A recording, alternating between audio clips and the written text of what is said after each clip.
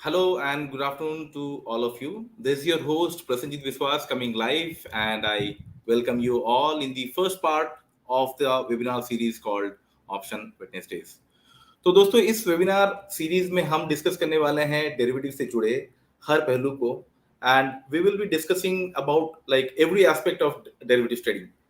सो चाहे वो फ्यूचर हो या ऑप्शंस हो, तो दोनों से जुड़े हर सवाल हर कॉन्सेप्ट को हम क्लियर करने का कोशिश करेंगे और जो है हम एकदम बेसिक से स्टार्ट करेंगे ताकि आगे चल के जो है आप लोगों को कोई दिक्कत ना आए एडवांस कॉन्सेप्ट समझने में.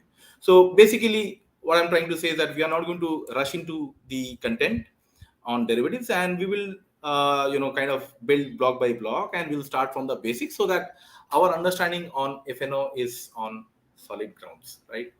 So let's just begin without any further ado. So can we have the slides, please?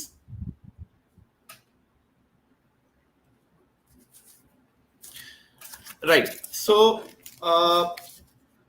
as I said, like today's topic is basically going to be on the basics of derivatives. ठीक है.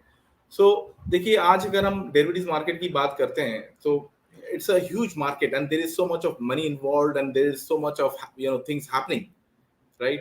So basically there is a lot of excitement going around. But ये derivatives market में ये fundamentally अगर हम इनको नहीं समझें, ये जो भी futures हैं या options है, so the risk reward दोनों हैं इस मार्केट में. लेकिन अगर हम बिना समझे अगर उतरेंगे, अगर हमारे फंडामेंटल्स प्रॉपर तरीके से क्लियर नहीं होंगे, so the chances are that we will not succeed and the chance of succeeding is going to be much lesser. So moving ahead with this, let's just go to the next slide. So पहला सवाल ये आता है कि हम derivatives में trading करें क्यों, क्या है वो बाद में समझेंगे, लेकिन पहली बात ये है कि why at all we will trade in derivatives. So basically देखिए डेरिवेटिव्स में ट्रेड करने के कई फायदे हैं, ठीक है ना. जैसे रिस्क भी है, so there are lot of disadvantages also. But हम एक एक करके अगर हम डायसेक्ट करें तो हमको अच्छे से और समझ में आएगा. तो फॉर एग्जांपल एक जो कॉमन सबसे ज्यादा रीजन है जिसके लिए लोग काफी ट्रेडिंग करते हैं डेरिवेटिव्स में, वो है हेजिंग. सो लेट्स से जैसे आज आरबीआई का पॉलिसी था, right. So there was a great policy and there was like it was expected that markets are going to be volatile. और अगर आपको लगता है कि मार्केट में रिस्क है, आपका कैश में होल्डिंग है, आपके पोर्टफोलियोज हैं, so let's see if I wanted to hedge my portfolio. So derivative एक अच्छा जरिया है जिसके थ्रू हम अपने रिस्क को मिटिगेट कर सकते हैं, कम कर सकते हैं, right. So we can create some positions in derivatives which can hedge our portfolio. So ये हो गया पहला कारण. दूसरा कारण ये है कि हम सिंपली डायरेक्शनल बेट ले सकते हैं, राइट. सो हम डेरिवेटिव्स में लॉन्ग जा सकते हैं, तेजी के सौदे खड़े कर सकते हैं और मंदी के भी खड़े कर सकते हैं, which is unlike cash market. जैसे इक्विटी में क्या है, इक्विटी में आपने खाली तेजी ही खेलनी है, मतलब आपने खाली बाई करके आप खेल सकते हो, other than intraday of course, ठीक है ना. इंट्राडे में आप definitely you can go short, but ऐसे कैरी ओवर बेसिस पे, पोजिशनल बेसिस पे you can not really go short on equities, है ना. But derivatives actually allows you to do that.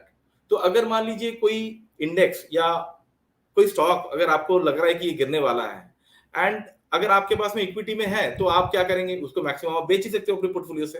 But अगर आपके पास में वो स्टॉक नहीं है और आपका ध्यान एकदम पूरा एकदम जो है rock solid and you are very confident that this stock is going to go down, then there is no way other than derivative. So derivative will allow you to take a short position on that stock. तीसरी बात क्या है, तीसरी बात यह है कि कई लोग आर्बिट्राज अपॉर्चुनिटीज के लिए ट्रेड करते हैं. So there are lot of instances where there is a clear arbitrage opportunity in derivatives market. तो वो कई बार क्या होता है कि डेरिवेटिव जो कॉन्ट्रैक्ट्स हैं, जो फ्यूचर्स एंड ऑप्शंस के कॉन्ट्रैक्ट्स हैं, उसमें क्योंकि मार्केट हमारा मतलब कभी कभी मार्केट में क्या है ना, इनएफिशिएंसीज की वजह से these opportunities are created, ठीक है. they may be at a very low margin but उसमें वो एक क्लियर कट टाइप का आर्बिट्राज आता है. कई लोग स्टैटिस्टिकल आर्बिट्राज की भी ट्रेडिंग करते हैं जो कि थोड़ा सा काइंड ऑफ गणित मिला के है, मैथमेटिकल नेचर है, राइट. चौथा कारण ये हो गया कि ये लेवरेज देता है. मतलब ये है कि अगर आज मान लीजिए हमने कैश में, मेरे को अगर 10 लाख रुपए का रिलायंस खरीदना है तो मेरे को 10 लाख रुपए देने पड़ेंगे, भले 7 दिन बाद हो, राइट, लेकिन हमको देना तो है, राइट. लेकिन डेरिवेटिव में कैसे होता है, डेरिवेटिव में आपको पूरा पैसा नहीं देना पड़ता है, तो you can actually operate with a certain percentage of the money. So एक सर्टेन परसेंटेज मनी लगाने का मतलब ये है कि मैंने लेवरेज ले लिया। सो 100 रुपए का अगर मेरा टोटल कॉन्ट्रैक्ट है, हो सकता है कि मैं 20, 25, 50 रुपए देके मैं वो 100 रुपए की अपनी पोजीशन खड़ी कर ले रहा हूँ। तो इसमें कैसे है कि it is like a double edged sword, मतलब जिसको बोलते हैं कि तलवार में दोनों तरफ का मतलब धार है। तो अभी अगर आपके फेवर में गया तो बहुत अच्छा, अगर आपके अगेंस्ट में गया तो वो आपका नुकसान और मैग्नीफाई कर देगा। So leverage is something that needs to be handled carefully, but for those who can, it's a wonderful instrument, and there is nothing like it. Last एक और कारण मैं बोल सकता हूँ कि देखिए डेरिवेटिव में कुछ हद तक जो कॉस्टिंग है ना, ट्रांजैक्शन कॉस्टिंग, ब्रोकरेज मान लीजिए या जो भी है, वो कैश के मुकाबले में थोड़ा कम होता है, मतलब काफी कम होता है to an extent, if I have to say. So these are the basic reasons why I can think of right now why people generally venture into derivatives, right. तो इसके साथ आगे बढ़ते हैं दोस्तों, तो हम सबसे पहले समझने का ये कोशिश करेंगे कि एक्चुअली डेरिवेटिव्स है क्या।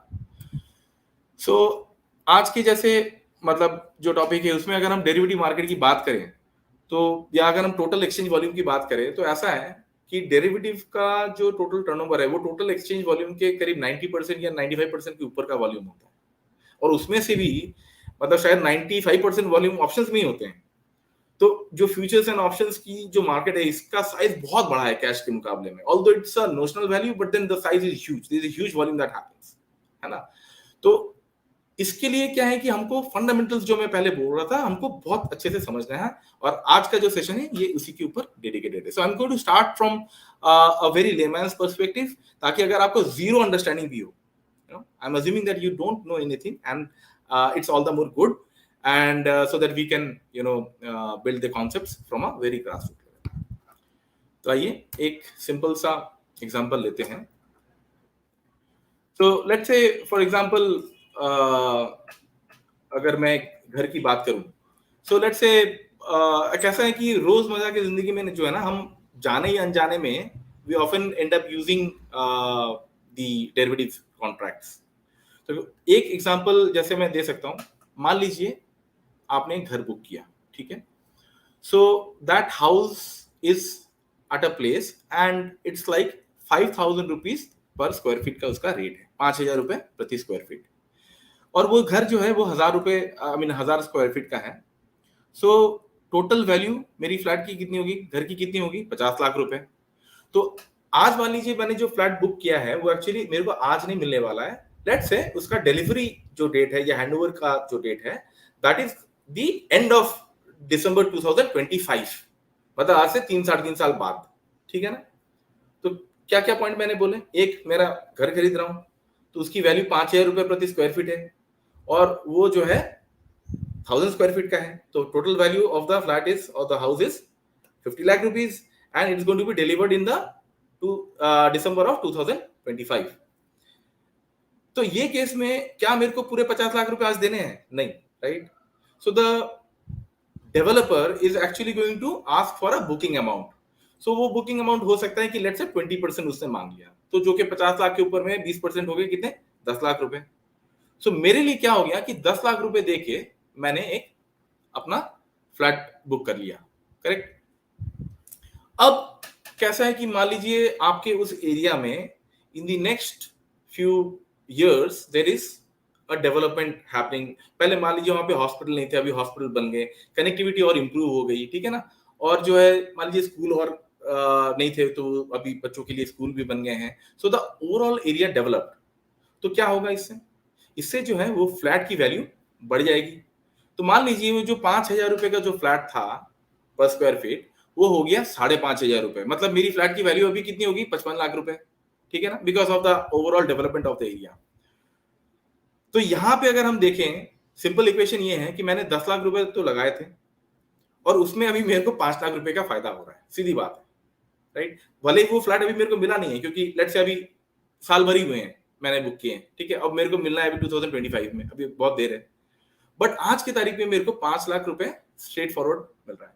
तो यहाँ पे मैं ये एक चाहूं तो कर सकता हूं कि ये जो फ्लैट की बुकिंग है ये मैं किसी और को बेच दूं और मैं अपना 5 लाख रुपए लेके निकल जाऊं। सो ये अगर हम एग्जांपल लें फाइनेंशियल मार्केट के साथ में, अगर मैं एक एनालॉजी ड्रॉ करूं, so it's very similar to derivative contract. And इसमें जो घर है वो हो गया आपका अंडरलाइन, राइट? तो जो मकान है दैट बिकम्स माई अंडरलाइंग। जो 5,000 रुपए पर स्क्वायर फीट का जो मैंने बोला था that is my trade price.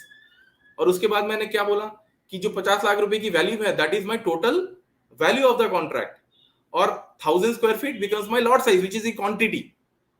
Correct? और क्या बचा? और बचा ये कि 10 लाख रुपए जो मैंने मार्जिन में या टोकन अमाउंट में दिया था that is called margin money in derivatives, है ना जी? और 2025 December that is the expiry date, क्योंकि उस दिन ये कॉन्ट्रैक्ट ओवर हो जाने वाला है। सो इस तरीके से अगर हम देखें, सो देखिए प्रैक्टिकली अगर आप सोचें तो हम इस टाइप के कॉन्ट्रैक्ट्स अक्सर we encounter and we have seen it in our practical life, right? So underlying assets की अगर बात करें तो क्या क्या अंडरलाइंग एसेट्स हो सकते हैं? तो it could be stocks, it could be bonds, it could be index itself, जैसे निफ्टी अगर है या बैंक निफ्टी है उसके ऊपर भी आप जो है डेरिवेटिव्स आपको मिलेंगे, ठीक है ना? और इसके अलावा करेंसी है, कमोडिटीज है, इनफैक्ट वेदर के ऊपर भी मतलब बाहर के मार्केट में ट्रेडिंग होता है। So there are lot of instruments based on which the derivative contracts can be formed. So इसमें जैसे कि मैंने कहा एक डेरिवेटिव कॉन्ट्रैक्ट में हमको क्या क्या मेन बात है, एक तो हमारा हो गया अंडरलाइंग एसेट, राइट, जो मैंने अभी बताया।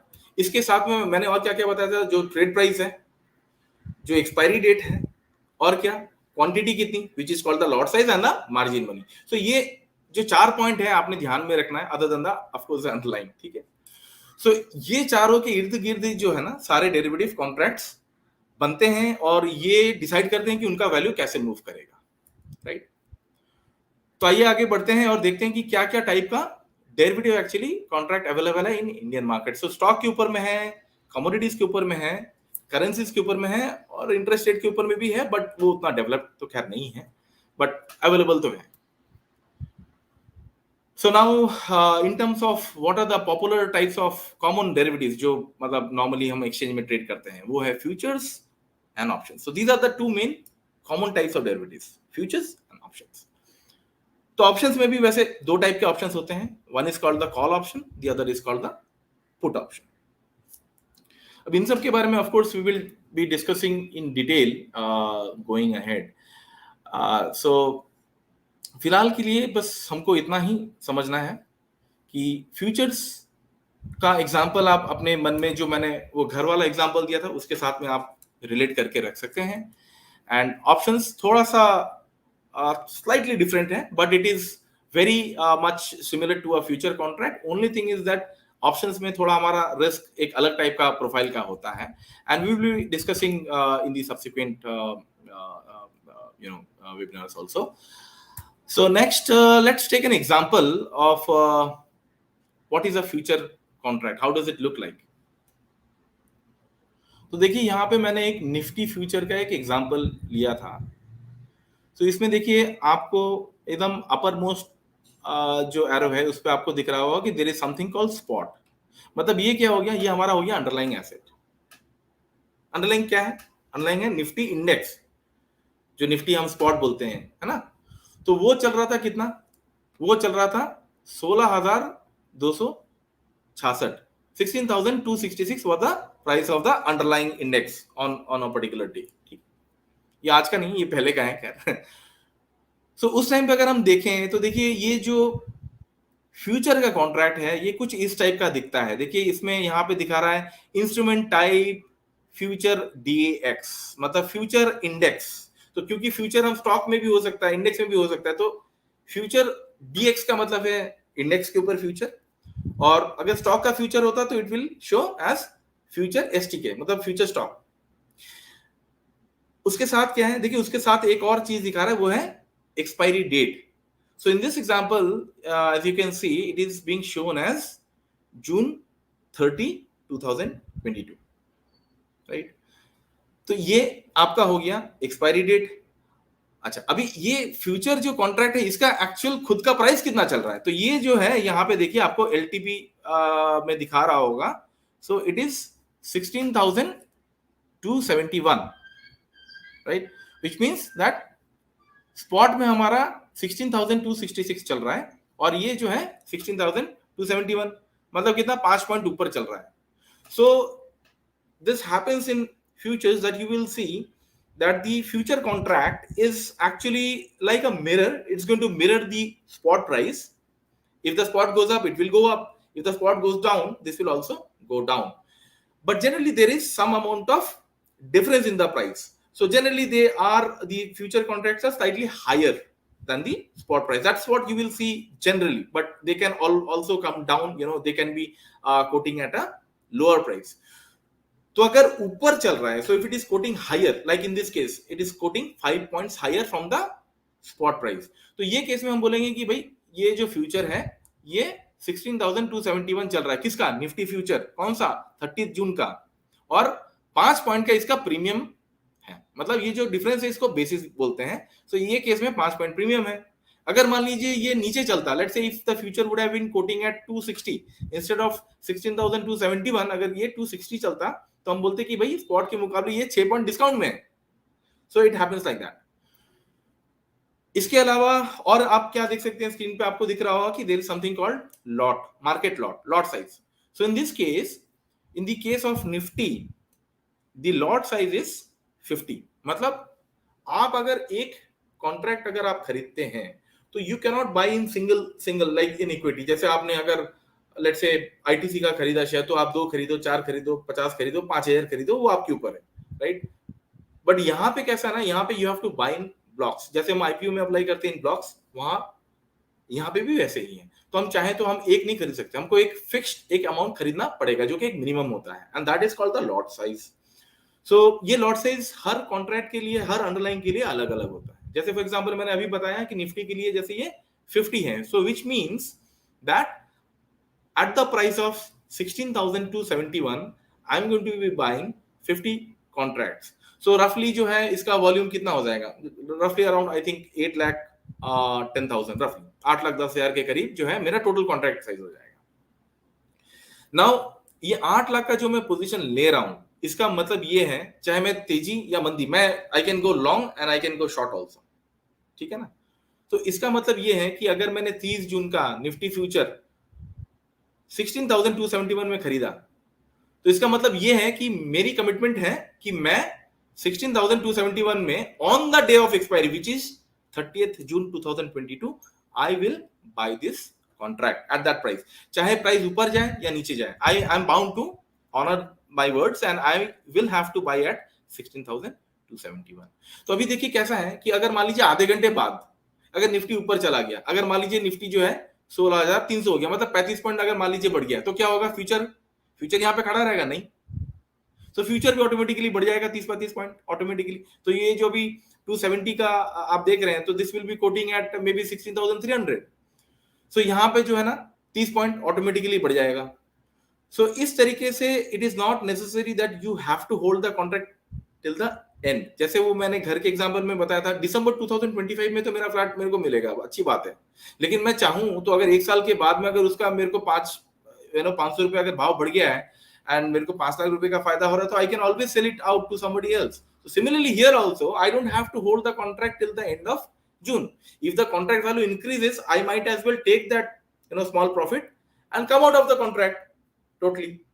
तो इसमें अगर मान लीजिए मैंने 16,300 में बेच दिया, 270 में खरीद के, तो मेरे को 30 पॉइंट का जो है फायदा हो गया, तो 30 into 50, तो 1,500 रुपए मेरे को बन जाएंगे, एंड उसके ऊपर में जो भी चार्जेस या ब्रोकरेज लगने हैं, जो भी ट्रांजैक्शन कॉस्ट है वो एप्लीकेबल तो होगा, राइट। बट इसमें मेरे को पैसे कितने देने थे, तो 8 लाख का तो मैंने पोजीशन ले लिया। तो टिपिकली फॉर जैसे निफ्टी में I think the margin is approximately around 12%, है ना। सो ये जो मार्जिन अमाउंट है ये हर कॉन्ट्रैक्ट के लिए, हर अंडरलाइन के लिए अलग अलग होता है। सो निफ्टी में जैसे निफ्टी या इंडेक्स अगर हम बात करें, तो निफ्टी बैंक निफ्टी में जनरली जो है this is somewhere around 12 to 15%। So that works out to be something around, मान लीजिए अगर बैंक निफ्टी की बात करें तो अगर 10 लाख रुपए का वॉल्यूम है, क्योंकि लॉट साइज बैंक निफ्टी का 50 नहीं है, उसका 25 है, तो आज मान लीजिए बैंक निफ्टी अगर 35,000 या 40,000 के इंडेक्स पे है, सो द रफली द वॉल्यूम इज अराउंड से 9.5 लाख, है ना। तो 9.5 लाख के ऊपर में अगर हम पोजीशन लेते हैं, तो उसमें मेरे को अगर 10-15% अगर मार्जिन, या 12 से 13%, आई थिंक 15% हो सकता है बैंक निफ्टी, सो उसमें मेरे को 1.5 लाख रुपए का मार्जिन लगेगा। सो 1.5 लाख रुपए देके I can build a position of 9 lakh rupees और almost 10 lakh rupees. So this is what it means, है ना. दूसरी बात यह है कि स्टॉक में भी क्या सेम मार्जिन होता है? नहीं. तो स्टॉक में जनरली थोड़ा सा हायर होगा, क्योंकि ये मार्जिन जो अमाउंट है ना, ये डिपेंड करता है how much volatile the underlying asset is. तो जो अमाउंट ज्यादा वॉलेटाइल है उसमें मार्जिन ज्यादा होगा. क्यों ज्यादा होगा? क्योंकि ये जो मार्जिन है ना, ये आप एक्सचेंज को देते हो. तो एक्सचेंज क्या है कि ये पैसा as a you know counter party default नहीं हो, उस चीज को कवर अप करने के लिए exchange keep this money with him. So ये बायर को भी देना पड़ता है, सेलर को भी देना पड़ता है. तो आप चाहें तो निफ्टी फ्यूचर खरीद भी सकते हैं, बेच भी सकते हैं, बट आइदर केस में आपको जो है ये 10-12%, 15% जो भी एप्लीकेबल मार्जिन है, ये आपको देना पड़ेगा. और आपने इतना देना है, इसके साथ में आपने थोड़ा सा और अमाउंट भी एक्स्ट्रा रखना चाहिए, बिकॉज अगर मान लीजिए कोई ट्रेड में आपने अगर लॉस बुक करना पड़ा, या मार्क टू मार्केट अगर आपको आता है, फॉर एग्जांपल आपने आज फ्यूचर खरीदा, जरूरी नहीं है ना कि आज आप उसको आज लेके आज ही बेचो. तो यदि उसको अगर आप कैरी करते हो, if you carry this position over and let's say if the future closes 100 points lower and you still want to hold on to your position, तो जो 100 पॉइंट का M2M आएगा, मतलब 100 point into 50 quantity which will be 5000 rupees. So वो 5000 रुपए मेरे को in addition to जो मार्जिन लगना है निफ्टी का, उसके साथ में मेरे को वो M2M भी रखना पड़ेगा, राइट. तो इसके लिए it is always advisable that you keep something extra as a buffer when you are trying to trade derivatives. दूसरी एक और इंटरेस्टिंग बात ये है कि देखिए, आज मैंने 10 लाख का पोजीशन हो या 8 लाख का निफ्टी में पोजीशन हो, मैंने तो ले लिया. मैंने 1 लाख रुपए के बदले चलो 1.5 लाख रुपए रख दिए. अब प्रॉब्लम क्या होता है कि अगर मेरे पास में 1 लाख या 10 लाख है मेरे अकाउंट में, तो 1.5 लाख रुपए से मैं ऐसे 5 लॉट या 6 लॉट आराम से खड़े कर सकता हूं, if I have total 10 lakh rupees in my account. तो प्रॉब्लम यहां पे है कि देखिए, पैसे की बात नहीं है. बात यह है कि अगर मैंने एक लॉट पे मेरा 8 लाख का वॉल्यूम है निफ्टी में, वहीं पे अगर मैंने 7 या 8 लॉट अगर खड़े कर लिए just because I have enough money to give it to the exchange, तो मेरा जो पोजीशन है वो 8 लाख से अगर मैंने 5 लॉट भी ले लिए, तो कितना हो जाएगा? 5 8 40, 40 लाख की मैं पोजीशन लेके बैठ जाऊंगा. और मेरे मतलब मार्जिन कितने हैं, टोटल पैसे कितने हैं? 10 लाख रुपए. तो सवाल ये है कि अगर 40 लाख रुपए का पोजीशन आपने खड़ा कर लिया और उस पे अगर मार्केट 1% गिर जाता है, सो आपका जो लॉस है ना, वो 40 लाख के ऊपर होने वाला है, 10 लाख के ऊपर नहीं. So that is the other angle of the leverage which generally derivative contracts come with. तो 40 लाख के ऊपर अगर आपको 1% का नुकसान होता है, so it's going to be a straight forward कितना? 40,000 का नुकसान. और मेरे लिए 10 लाख के अकाउंट में अगर 40,000 अगर साफ हो गए, सो मेरे लिए 4% का नुकसान हो जाएगा, नॉट 1%, क्योंकि I am leverage by 4 times. So 1% fall in the index will and up into a 4% loss into my account. तो ये मैग्नीफाइड हो जाता है, जितना भी मैं लेवरेज ले रहा हूं, तो उतना ही लेवरेज जो है मेरे अगेंस्ट में भी काम कर सकता है, अगेंस्ट में भी मतलब फेवर में भी काम कर सकता है. तो ये हमको बहुत ध्यान में रखना है कि मैं कितना लेवरेज लेना चाहिए या ले सकता हूं, right. So just don't go overboard. That's the fundamental mistake that I have seen people do generally, कि वो पोजीशन लेते वक्त ये नहीं सोचते हैं कि कितना रिस्क उनके पोजीशन में आ रहा है. वो टोटल मार्जिन अगर एक्सचेंज अगर कम ले रहा है, तो वो मार्जिन जितना अलाउ कर रहा है, they just keep on punching the orders, and that's very wrong. That's something which I will never approve, क्योंकि उसमें हमको जैसे प्रॉफिट का सोचना है, तो साथ में हमको लॉस का भी हमेशा बैकअप होना चाहिए, वो सोचना चाहिए, right. So this is something very basic that I wanted to tell you. Now moving on to the other type of contract, which is called the option. So यहाँ पे मैंने निफ्टी का ही एग्जांपल लिया है. So जैसे ये वाला जो आप एग्जांपल अभी स्क्रीन पे देख रहे हैं, so this is a Nifty option example. तो अभी इसमें देखिए, यहाँ पे इंस्ट्रूमेंट टाइप क्या बता रहा है? ऑप्शन इंडेक्स, मतलब OPT IDX है, ये शॉर्ट फॉर्म में ऐसे मतलब आता है. So it is option index. अगर ये स्टॉक होता तो क्या होता? It would have been OPT STK, right. अच्छा, अभी देखिए इसमें एक्सपायरी डेट जो है ना, इसमें 9 जून का बता रहा है, जो कि कल का है, करेक्ट. सो इसके पहले जो हमने फ्यूचर देखा था, I am just going back to the previous slide. If you see carefully, the future contract in this Nifty future example was of 30th June, but in the case of an option, this example is of 9th June. तो मतलब क्या है कि the derivative contracts need not have the same expiries. So different type के जो contract types हैं, मतलब index option हो गया, स्टॉक ऑप्शन हो गया, या स्टॉक फ्यूचर हो गया, या इंडेक्स फ्यूचर हो गए, इनके अलग अलग एक्सपायरीज हो सकते हैं. तो ऐसा जरूरी नहीं है कि सबका एक्सपायरी सेम होगा. करेक्ट. तो प्रैक्टिकली आज अगर हम बात करें तो अभी फिलहाल जो एनएससी में जैसा है वो ये है कि इंडेक्स फ्यूचर्स और स्टॉक फ्यूचर, तो जो फ्यूचर के कॉन्ट्रैक्ट्स है ना वो खाली मंथली एक्सपायरी के साथ ही आते हैं, है ना. So the expiries are on a monthly basis. अब मंथली मतलब कौन सा होता है, हमेशा month end? No, it is the last Thursday of the month for equities. Currency में थोड़ा सा अलग है. सो ऐसे करके you can have different expiries for different types of asset classes. वहीं पे अगर हम इंडेक्स ऑप्शन की बात करें तो वहां पे जो इंडेक्स ऑप्शन है, मतलब निफ्टी और बैंक निफ्टी के, they come with weekly options. So weekly भी है, मंथली भी है ना. सो इस वजह से यहाँ पे आप जो 9 जून का देख रहे हैं, 16 जून का भी है, उसके बाद में आपको 22 जून का भी होगा, and then the month end also. So इस टाइप से वीकली सीरीज के भी ऑप्शंस आते हैं, but only in index, Nifty and bank Nifty. Stock में ये मंथली ही होता है, वीकली नहीं होता है, राइट. सो देखिए इस तरीके से जब हम ऑप्शंस के बारे में बात करें, so there are going to be lot of terminologies which are we going to encounter. जैसे स्पॉट का तो मैंने बता दिया कि जो भी अंडरलाइंग है that is actually called the spot, right. So basis क्या है? सो बेसिस का मतलब यही है कि जो फ्यूचर कोट हो रहा है as compare to the spot, जितना भी डिफरेंस पे कोट हो रहा है. जैसे हमारे इस एग्जांपल में हमने देखा कि फ्यूचर जो है हमारा 271 और स्पॉट चल रहा था 266, मतलब 5 पॉइंट ऊपर. So in this case the basis would have been a premium of 5 points. Correct. वहीं नीचे होता तो हम डिस्काउंट बोलते हैं उसको. अच्छा, स्ट्राइक प्राइस क्या है? तो स्ट्राइक प्राइस जो है ये एक्चुअली अपने ऑप्शन से जुड़ा हुआ रहता है. So in this case the other thing that you will see that there is something called the strike price. 16,000 एक बता रहा है ना, और ऑप्शन टाइप में आपको सीई और पीई बता रहा है. तो सीई क्या है? CE is the call option type. PE क्या है? It is the put option type.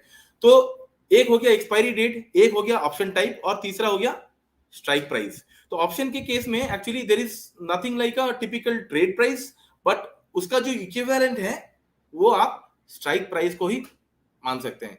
तो इसका कैसा है कि इन ऑप्शन के केसेस में what you trade is actually the option premium. तो ये जो 16,000 का स्ट्राइक प्राइस है, ये एक आप ऐसा मान के चलिए कि ये एक ऐसा प्राइस है जिस पे आप कमिट कर रहे हो या तो लेने का या तो बेचने का. So 16,000 is like a commitment price, just like the commitment price in future. So that's what is going to be your trade price, whether buy or sell. That depends whether you choose call या put. तो अगर आप 16,000 का call लेते हो तो इसका मतलब ये है कि you are promising to buy at 16,000. ऊपर चला गया तो भी आप 16,000 में खरीदेंगे, नीचे आ गया मतलब 15,500 भी आ गया तो भी आप बोल रहे हैं कि नहीं हम 16,000 पे खरीदेंगे. बट ऑप्शन में मजा यही है कि unlike future you don't have to do that, क्योंकि ऑप्शंस में अगर प्राइसेस अगर आपके अगेंस्ट में चले जाए you don't have to buy, which means in short कि 16,000 पे अगर मैं कॉल ऑप्शन लेता हूं, साधारण भाषा में यही है कि अगर मार्केट 16,000 के ऊपर रहा तो मैं खरीदने के लिए आ जाऊंगा, और अगर 16,000 के नीचे चला गया तो मैं क्यों खरीदूं, मैं नहीं खरीदूंगा. और वो लिबर्टी है मेरे पास में, वो ऑप्शन है मेरे पास में कि मैं नहीं खरीदूं अगर सौदा मेरे अगेंस्ट में जा रहा हो. सो इसी वजह से ऑप्शंस को ऑप्शंस कहा जाता है, because in options you have the epsilon naught two by if it is against you, है ना. तो ये जो मतलब सहूलियत है, ये जो एडवांटेज है, this comes with the cost and that is called the premium. तो यहाँ पे जैसे अगर आप देखें तो इस जो कॉन्ट्रैक्ट है इसका एक प्रीमियम होगा. So this premium actually depends on how much time is left and what strike price I am buying end of course the call और द पुट. करेक्ट. सो ये सब के बारे में हम अगले हमारे जो वेबिनार है उसमें हम बहुत डिटेल में बात करने वाले हैं. This was just a primer, so we just wanted you to have an understanding of what things are, and I'm going to be pretty excited to discuss all of these things, like how open interest is interpreted, you know like, और time value कैसे करके इरोड होती है, कैसे करके एक implied volatility जो है एक ऑप्शन प्राइस को इम्पैक्ट करता है, कैसे करके हम स्ट्रेटजीज बना सकते हैं, इवेंट बेस्ड स्ट्रेटजीज बना सकते हैं। जैसे आज आरबीआई का पॉलिसी था, तो if I had a view, right, तो उसको हम कैसे करके हम एक लो रिस्क स्ट्रेटजी में एक हम अपने फेवर में उसको हम एक स्ट्रेटजी बना सकते हैं। So we are going to discuss all of these in the subsequent webinars. So in the next session we will be discussing about typically the futures, and we will try to more understand about options in detail, right? So future में हमको थोड़ा सा fundamental clear होना चाहिए, तभी जाके जो है ना हम ऑप्शन के डायनामिक्स को अच्छे से समझेंगे। And we will be taking some real life examples to explain how the futures and options market are going to, they operate, right? So with this, I would like to call upon the floor for a question answer session. So this was a very basic thing for you. I hope that it was helpful. So we are open for the question answer round.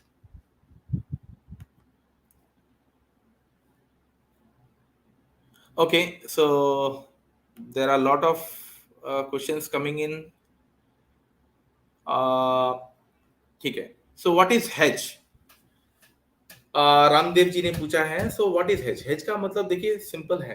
Hedge का मतलब ये है कि मैं एक ऐसी position बना रहा हूँ, खासकर डेरिवेटिव के मार्केट में डेरिवेटिव इंस्ट्रूमेंट यूज करके, जो कि एक फ्यूचर या ऑप्शन हो सकता है, जहां पे मैं अपने जो एग्जिस्टिंग पोजीशन है, मान लीजिए मेरा इक्विटी में कोई स्टॉक खड़ा है, ठीक है, मान लीजिए मेरे पास में रिलायंस है या आईसीआईसीआई बैंक है, और मेरे को लग रहा है कि ये जो है ना अभी आरबीआई पॉलिसी है, तो आज ये बैंकिंग में कुछ सेलिंग पता नहीं आ जाए और मेरा पोर्टफोलियो अननेसेसरी काफी गिर नहीं जाए, या मेरी जो होल्डिंग है वो लॉन्ग टर्म की है, बट उसमें मेरे को शॉर्ट टर्म में थोड़ा सा वीकनेस लग रहा है, जिसको मैं डाउन साइड को मैं कवर करना चाहता हूँ। सो आप क्या करेंगे, आप फ्यूचर या ऑप्शन यूज करके एक ऐसा पोजीशन लेंगे जो कि मंदी का होगा, और वो आपके तेजी की पोजीशन को जो है ना वो ऑफसेट कर देगा। मतलब आपने कैश में तेजी करके रखी है ना, इक्विटी में, और उसके साथ में आप डेरिवेटिव में अगर एक ऐसा मंदी का सौदा बना लेते हो, तो उसमें क्या है कि अगर स्टॉक नीचे चला गया तो भी आपको नुकसान नहीं है, फायदा भी नहीं है, लेकिन अगर ऊपर चला गया तो वो भी है कि आपका कैश का जो फायदा होना था वो इरोड हो जाएगा, क्योंकि डेरिवेटिव में फिर आपको लॉस आएगा, राइट? सो इस टाइप के है स्ट्रेटजीज, ऐसा जरूरी नहीं कि पूरा लॉस हो जाए। तो there are many ways how you can cap your downside, but your upside can remain open, है ना? तो ये hedging strategies हैं, जिसके बारे में of course we will be very excited and pretty happy to share with you.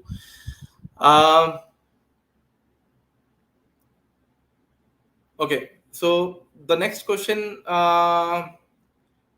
is implied volatility. These things will be covered later.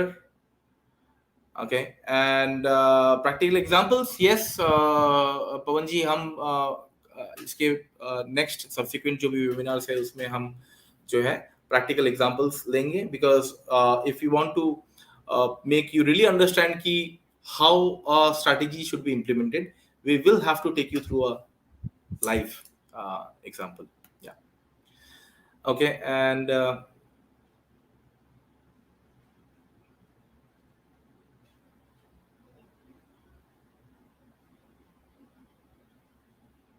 okay, right, so there are a lot of questions. I think I am running out of time and will not be able to answer all your queries, but yes, okay, just one quick question. How much margin for index call options? देखिए options में case में कैसा है ना, options के case में आपने पूरा मार्जिन नहीं देना पड़ता है। ऑप्शन के केस में यू ओनली हैव टू पे a certain amount of premium. तो प्रीमियम मतलब ये हो गया कि जैसे मान लीजिए अगर आप कोई कॉल या पुट खरीद रहे हैं कोई भी स्ट्राइक प्राइस का, so with that particular strike price and the expiry and the contract that you are looking at, there is a certain premium which you have to pay.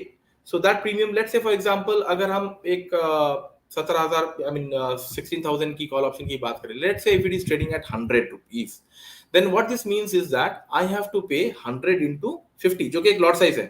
So 5,000 रुपए minimum मेरे को वो contract देना है। लेकिन ये position से maybe I am taking an exposure of up to 8 lakh rupees, correct?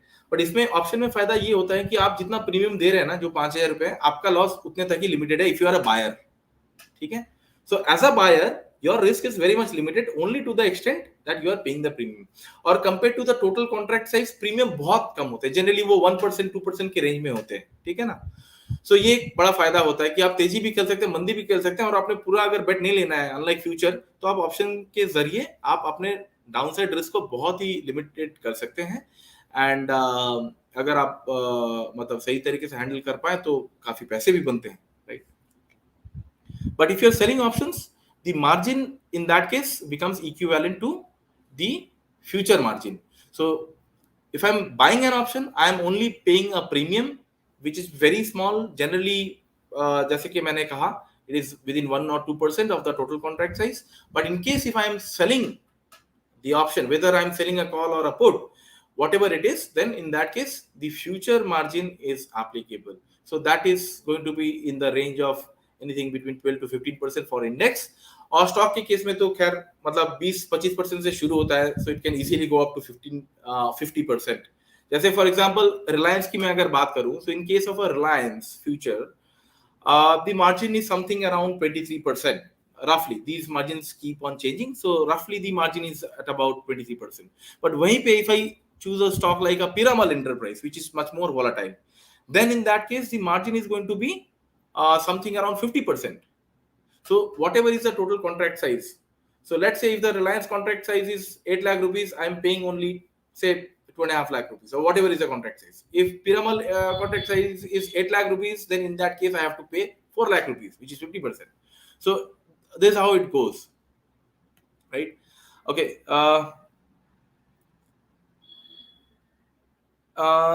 क्या फ्यूचर को ऑप्शन से हेज कर सकते हैं?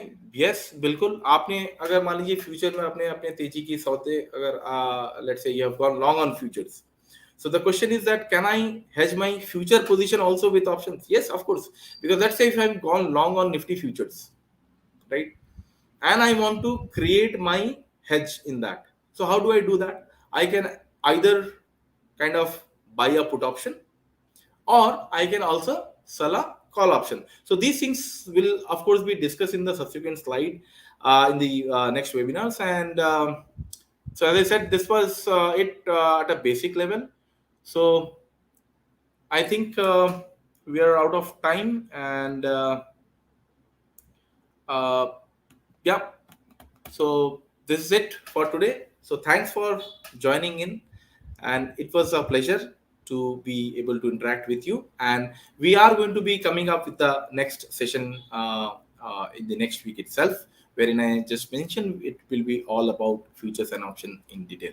Yeah, thank you so much.